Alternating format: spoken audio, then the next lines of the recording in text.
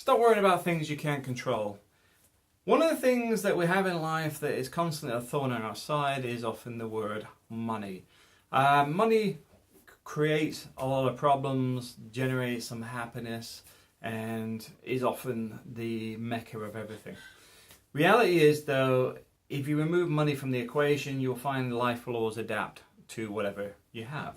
So the point being is a lot of people stress themselves out, will go on a holiday because everyone's been told they must have a holiday, must have a latest phone, bigger car and all this sort of stuff. Do you know what the reality is? Do what you want. Get the life you want. If you don't need a brand new BMW, don't get one. Keep the car you've got.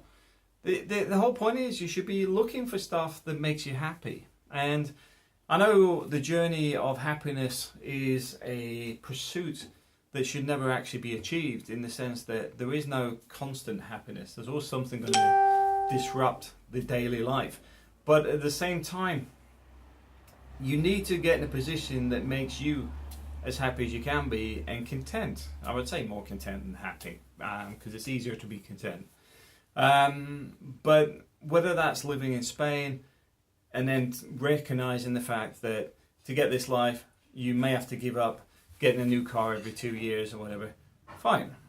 Or you may have to take a more menial job in Spain, fine. Or you need to develop new incomes, fine. The whole point is you look at what you can do to achieve what you want in life.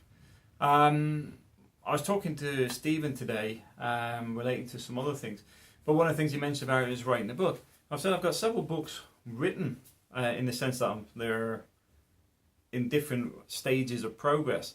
But one of the problems I've had up until, I was thinking about in the car yesterday, is that I've been committing too much time to some things that other people do not commit the same level of time to.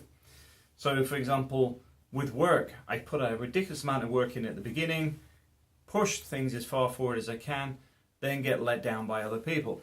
At the point that suddenly people pretend they haven't heard from me before, and yet they've had things for over a month or a couple of months, and then suddenly, can you get it done by Friday? Do you know what? No.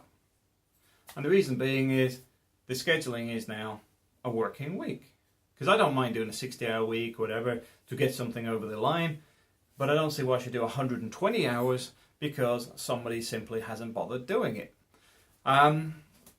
So the point being is you need to be a bit stronger in your position, and I'm being a bit stronger in mine. The fact is, the important bit here is I get to spend time with my kids, my family. I carry out my 37.5 hour week and a little bit more, but no way is it stretching into the weekends anymore. No way is it evenings and weekends. It is simply you get what you're paying for.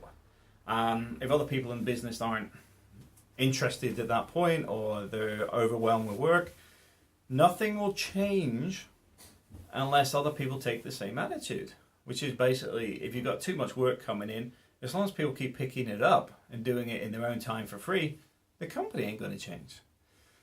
So for me, that's one of the things I've changed. I've recognized that I'm just as bad as many other people out there, and I'm going to put 2 hours on the weekend for Spanish lessons, and I'm going to put a couple of hours a week, a couple of hours at the weekend for doing new tutorials. Not for me, but to actually do ones that I'm interested in. I want to improve my photography. I want to improve my vlogging. So the point being is 2 hours at the weekend. I will allocate to that every weekend. The books, I'm going to start working on again. I can't allocate a specific amount of times for that, because what I find is once you start writing it, you may actually just hammer it out and then it sits on the shelf for a week or so, then you go back to it and start editing or whatever. But the point is starting to move the focus into a more structured thing, rather than everything being work focused, which is what I've been doing. I've been breaking some of my own rules in that sense. But it was in the car yesterday and I'm sitting there going, why am I worried about what people sent me on Friday? Get Friday emails with people saying, oh, this is due 2 days ago. I've only just realized. And I sent them emails over 6 weeks ago telling them to prepare for it. The point being is, not my problem. It's their problem. But you're sitting there going, well, I'll be busy on Monday doing this. You know what? They just get scheduled in with everybody else because they have simply done everything to suit themselves, and at the same time are now suddenly going, you know what? I need this doing as quick as possible. Yes, you do, but that's not my problem. I allocate time. You didn't produce it when you were supposed to. No longer my issue. And I know it sounds quite blunt and straight to the point, but that's the sort of thing you have to do.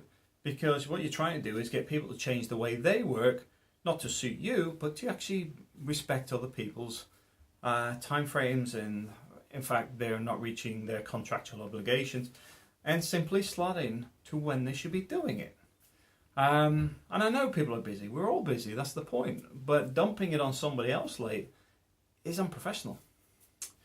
But yeah, so that's one of the things I will say is do things to make yourself more content and happy, and arrange your life in a better way.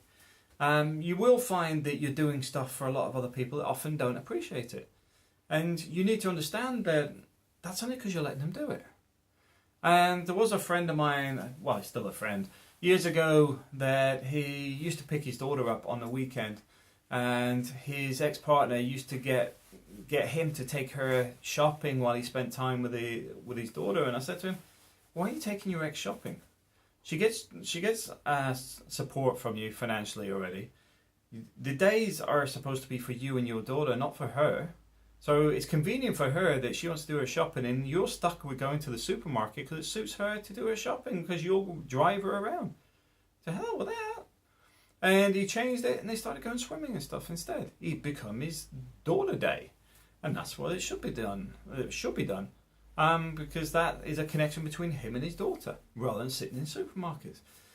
So the point being is, change things, and you will make some unhappy people out there. But often, it's not you that's the problem. Thanks for watching.